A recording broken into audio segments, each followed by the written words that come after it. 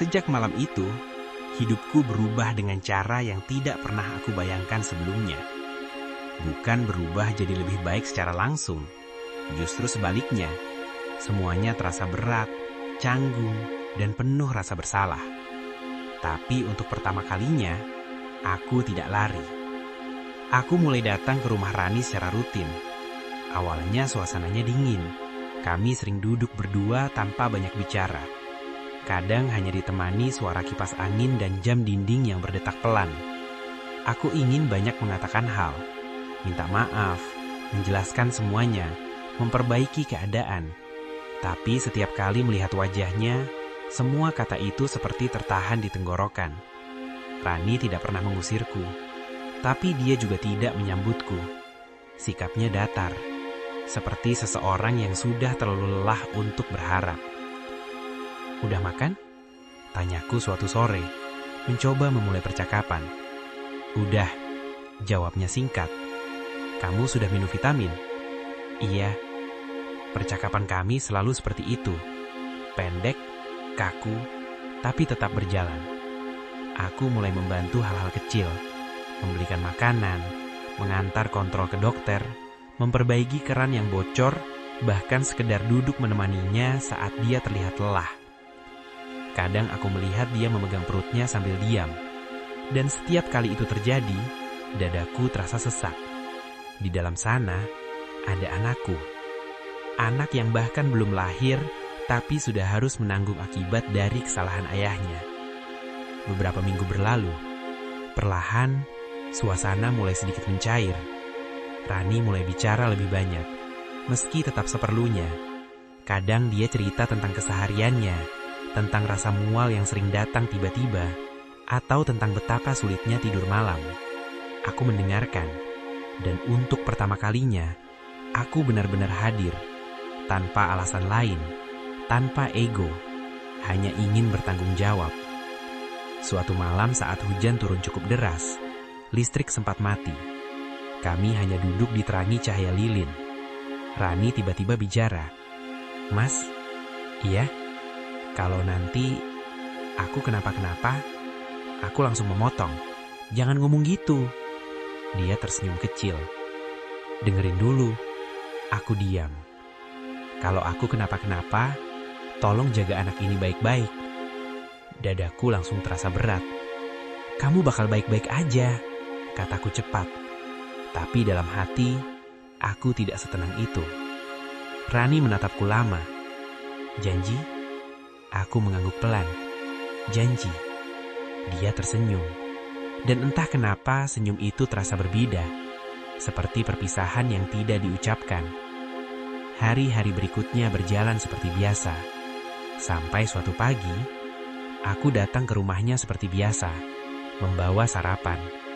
Pintu tidak terkunci. Aku sedikit heran. "Rani?" Aku panggil sambil masuk. Tidak ada jawaban. "Rani?" Suasana rumah terasa aneh. Sepi. Terlalu sepi.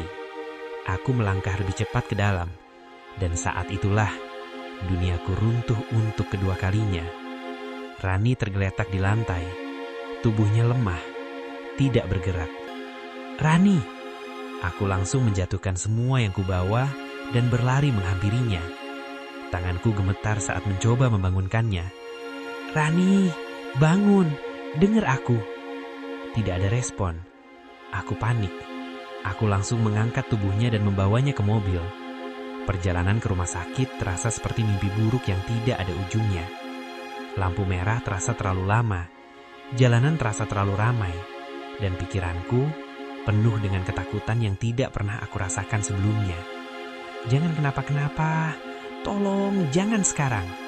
Aku gumam terus-menerus. Sesampainya di rumah sakit, aku langsung berteriak meminta bantuan. Perawat datang, membawa Rani masuk ruang IGD. Aku tertinggal di luar, sendiri, lagi. Waktu berjalan sangat lambat. Setiap detik terasa seperti menit. Setiap menit terasa seperti jam. Aku duduk di kursi, menunduk, tangan saling menggenggam erat. Untuk pertama kalinya dalam hidupku, aku benar-benar takut kehilangan. Bukan karena ego, bukan karena penyesalan, tapi karena aku belum sempat memperbaiki semuanya. Beberapa jam kemudian, dokter keluar. Aku langsung berdiri. "Dok, istri saya gimana?" Dokter itu menatapku. Tatapannya tidak memberi harapan. "Kami berhasil menyelamatkan bayinya," katanya pelan. Aku langsung mengangguk cepat. "Terus, Rani, dia gimana?" Dokter itu diam sebentar. Dan dalam diam itu, aku sudah tahu jawabannya. "Maaf, kami sudah berusaha semaksimal mungkin." Aku mundur satu langkah. Dunia terasa sunyi. Suara di sekitarku hilang. Yang tersisa hanya satu kalimat itu. Kami sudah berusaha, tapi tidak berhasil. Rani pergi.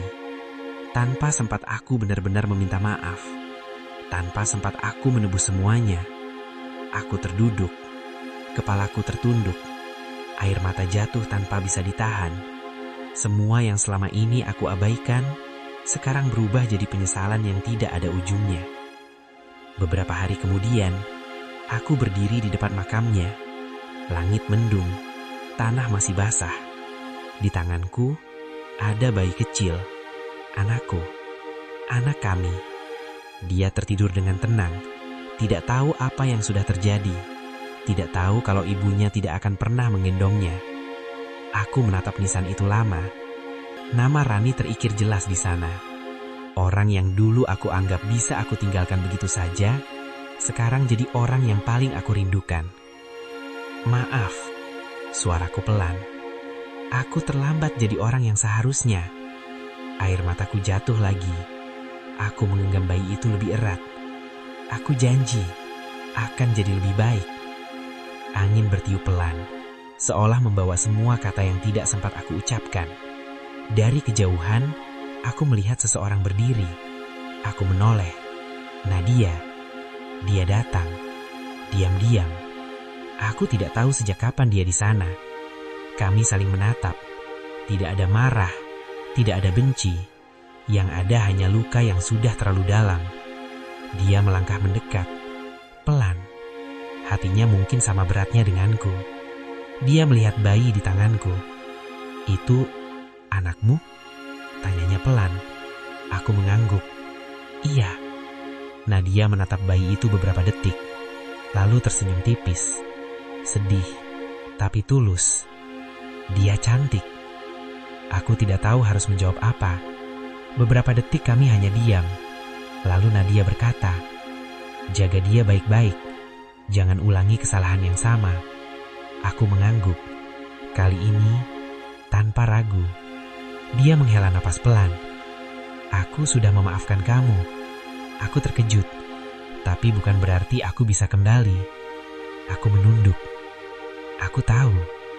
Nadia tersenyum kecil. "Semoga kamu benar-benar berubah. Bukan karena kehilangan, tapi karena kamu akhirnya mengerti."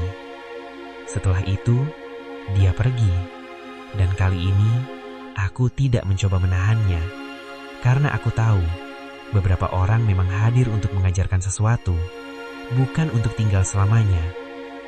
Beberapa bulan kemudian, aku duduk di kamar kecil menggendong anakku yang mulai tertawa kecil. Rumah ini sederhana, tidak mewah, tapi hangat. Aku belajar banyak hal, mengganti popok, membuat susu, menidurkan bayi. Hal-hal yang dulu tidak pernah aku bayangkan akan aku lakukan, sekarang jadi bagian dari hidupku. Suatu sore saat membereskan barang-barang lama Rani, aku menemukan sebuah kotak kecil. Di dalamnya ada beberapa foto dan sebuah surat. Namaku tertulis di sana. Tanganku sedikit gemetar saat membukanya. Tulisan Rani. Aku mulai membaca. "Mas, kalau kamu baca ini, mungkin aku sudah gak ada. Aku tahu kamu bukan orang jahat, cuma orang yang pernah salah arah. Aku sudah memaafkan kamu, bahkan sebelum kamu minta maaf. Tapi satu hal, tolong jangan biarkan anak kita tumbuh tanpa tahu arti cinta yang sebenarnya." Air mataku jatuh lagi. Aku memeluk surat itu. Semua rasa bersalah, penyesalan dan kehilangan bercampur jadi satu. Tapi kali ini ada sesuatu yang berbeda. Bukan hanya luka, tapi juga tekad. Aku menatap anakku yang tertidur di sampingku. Papa janji, bisikku pelan, akan jadi lebih baik. Dan saat itulah aku sadar, Rani tidak datang untuk menghancurkan hidupku. Dia datang untuk menyelamatkan sisa hatiku yang masih ada. Dan meski aku kehilangan dia selamanya, dia meninggalkan satu hal yang paling berharga, kesempatan untuk tidak mengulangi kesalahan yang sama.